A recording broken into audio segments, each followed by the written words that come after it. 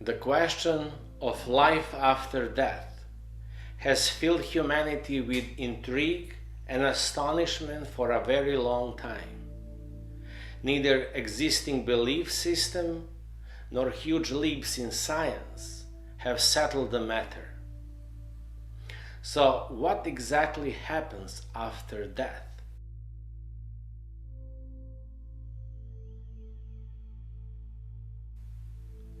The idea of reincarnation was fairly common in ancient times, not only in the Far East, but also in the countries around the Mediterranean and among people in Western Europe.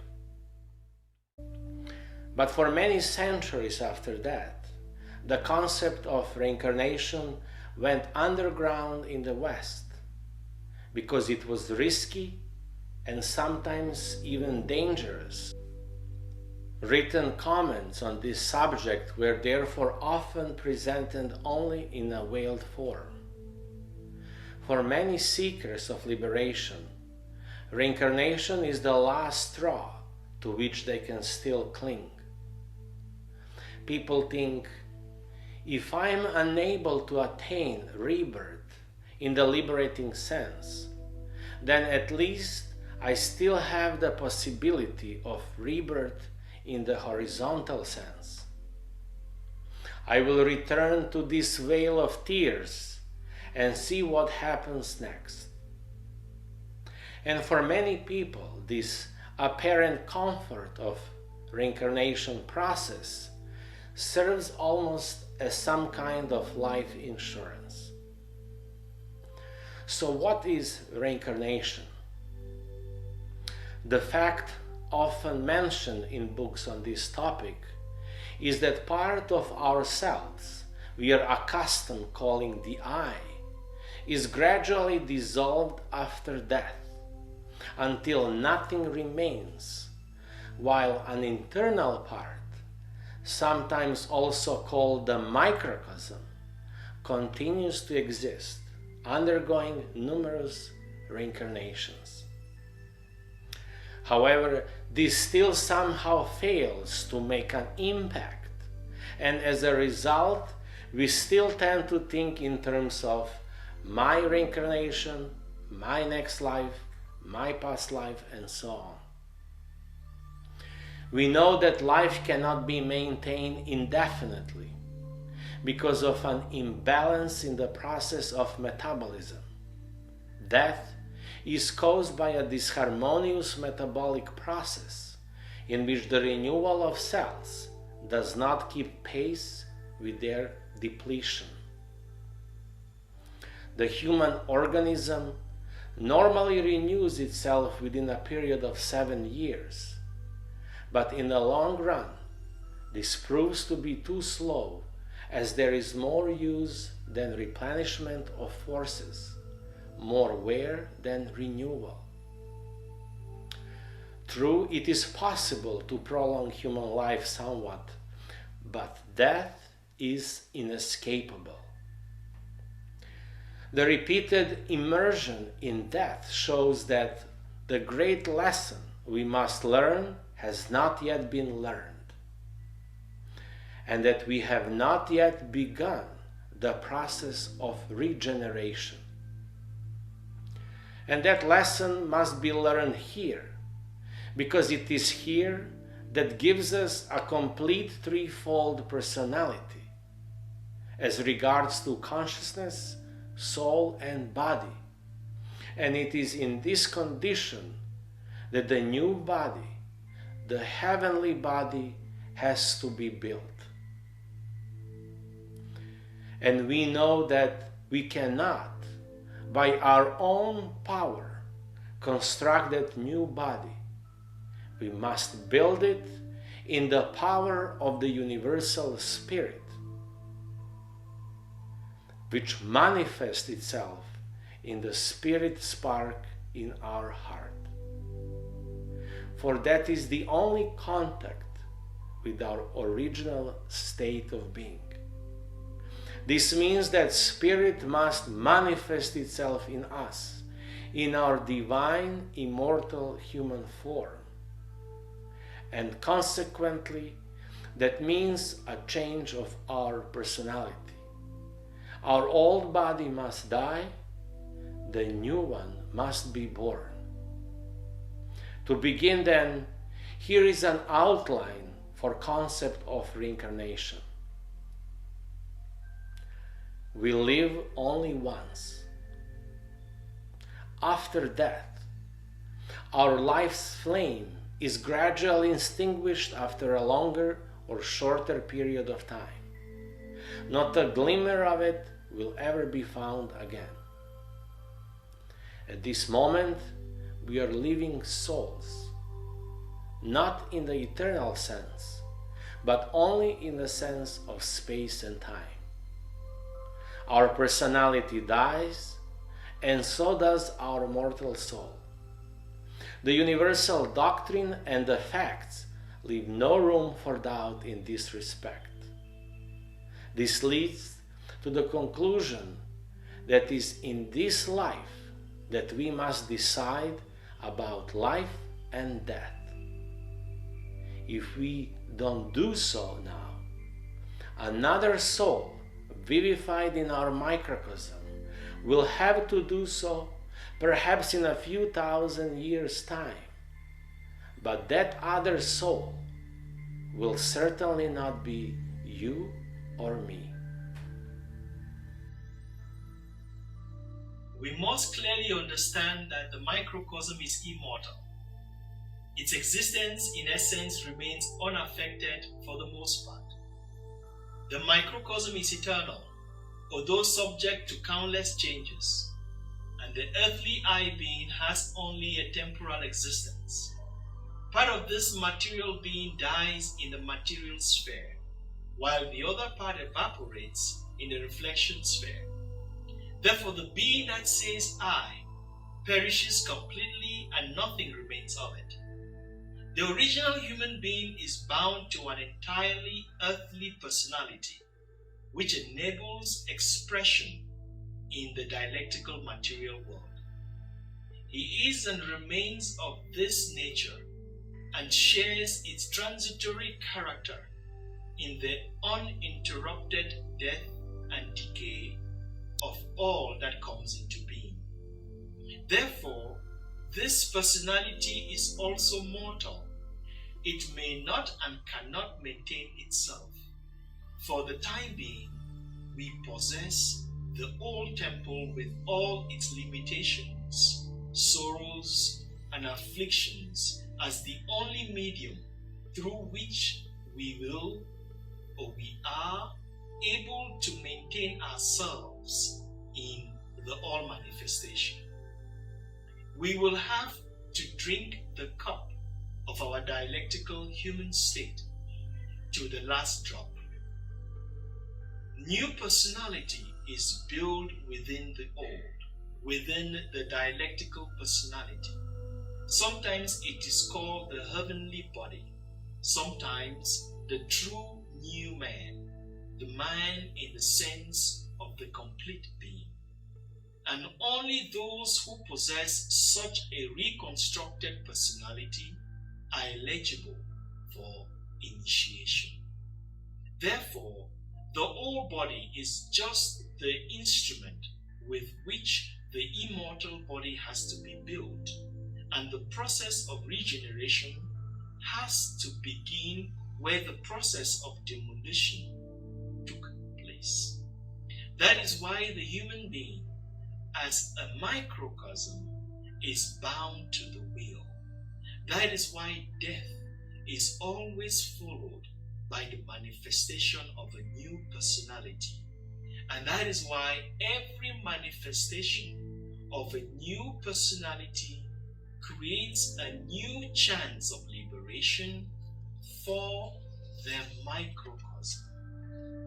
Microcosms that are not yet able to participate in the process of the resurrection remain bound to the law of reincarnation, and also to that other emergency law, the law of karma, the law of cause and effect, the law that teaches what one sows, one will have to reap. This means that the life of the next personality will adapt itself to this life. So a new phase of existence begins where the previous one ended. According to a Hindu sage, our world as we usually understand it is like a dream, temporal and illusory. To be trapped in samsara, the cycle of birth and death, is the result of ignorance of the true nature of our existence. It is ignorance of one's true self that leads to ego consciousness, grounding one in desire and a perpetual chain of reincarnation. The deeper our immersion in the world of delusion is, the ever stronger the tie will be to the wheel of birth and death. It is said that every candidate is given 2 chances to learn how to go the path of liberation. If he does not take the second chance, a third will not be granted in this life. He will first have to mature to a more purified state of consciousness through greater suffering that goes with a deep immersion in material existence. On that journey, bondage to the past does exist, but at the same time, a path of liberation is shown, because no one receives a task that is too heavy, for every life brings not only a burden, but also a huge potential.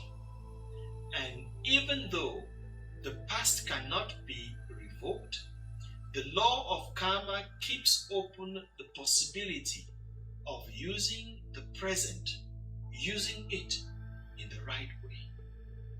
Only when the human being has learned to build the heavenly body and has made progress with it, the moment will come when he will be liberated from the wheel.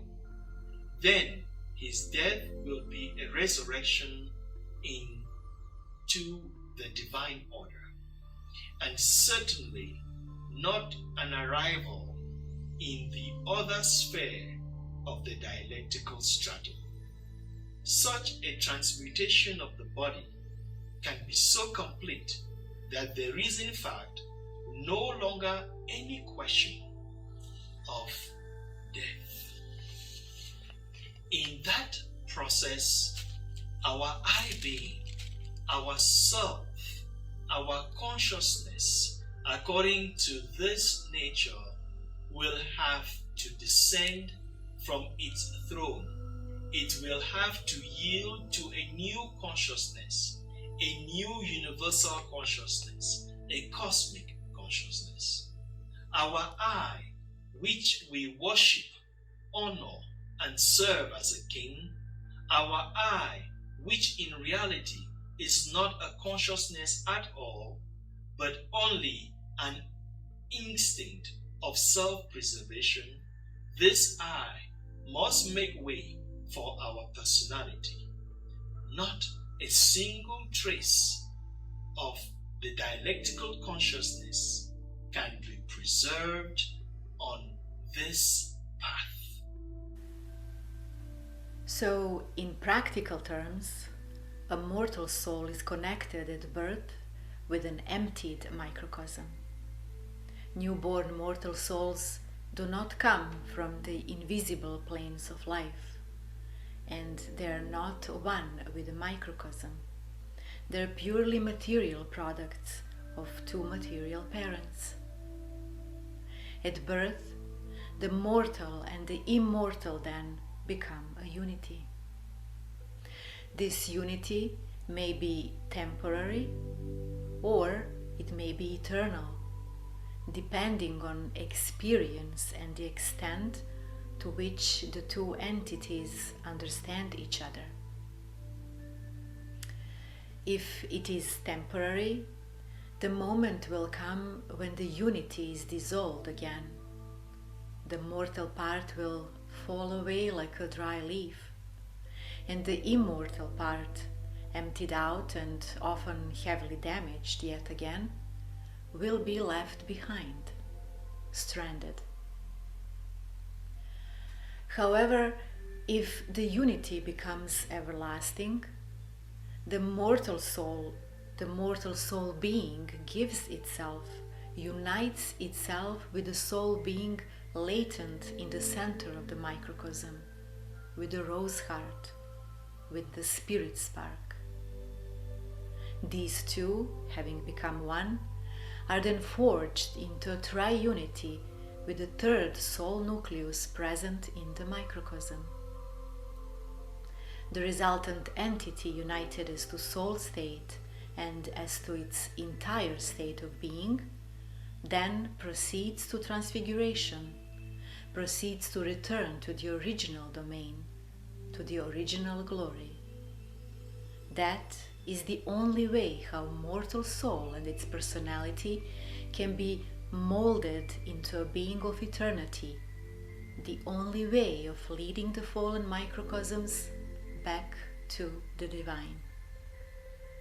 That is the path of salvation. Now, it may be difficult to accept that we are just transitory, temporary end products of this plane of existence. By following a path of transfiguration, it is possible to become conscious of our state and conscious of the great aim. If we are able to link ourselves harmoniously with the spirit spark in us, the great process of salvation will then begin. And with regard to us as a product of the dialectical temporal order, a great and intense phenomena will then start to unfold. It is important to say that we are not just an instrument that must be sacrificed to this divine plan of restoration. We are not just intelligent beings that have been created only to disappear after fully used. No. When we devote ourselves to the divine goal for which we are created, then, even though we are by nature finite and mortal, we will win eternity for ourselves also. So it is not so much the fact that we as mortal souls dedicate ourselves to the rose heart of the microcosm. It is in essence the fact that we are capable of doing so, and the fact that we have that ability, that is the great saving grace of the Logos. That is the great mystery revealing that by following the spiritual Gnostic path, we can be taken up into the life of the original order. At that moment, we will leave the order of time and space to which we previously belonged, and will enter the higher order along with the system into which we are now introduced. In the divine sense, this emergency order we live in ought to be just a workshop where the process of restoring falling microcosms can begin. In this way, we will be incarnated in a divine being, and with that eternal being, we will live eternally. We can then justly be called a twice born ones, born once as to what is of the earth, earthly, and second time as to the heavenly being. As mortal souls, we follow a path of the cross. The path of the cross has an aim. We can make this path useless, a gloomy path from cradle to the grave, or we can take a different turn. miserable path is immensely painful because of its uselessness, because of its delusion, because of its experience. But it will be quite different if we follow our calling, because to lead a conscious and attentive life in here and now contributes to the awakening of the soul.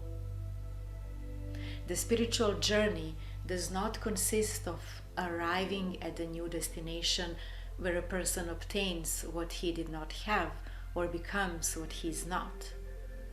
It consists of dissipation of one's own ignorance concerning oneself and one's life, and gradual growth of that understanding which initiates the spiritual awakening. This awakening of the spirit spark grants the human being a new insight, a new guideline, a new point of departure, a new ensoulment, as the newly awakening soul is fundamentally one with the essence of the Logos. Then the rose will be attached to the cross, literally. Our path of the cross will then become a path of liberation through the acceptance of our rose task. It is to that we are all called, because we are capable of it. It is for that we exist.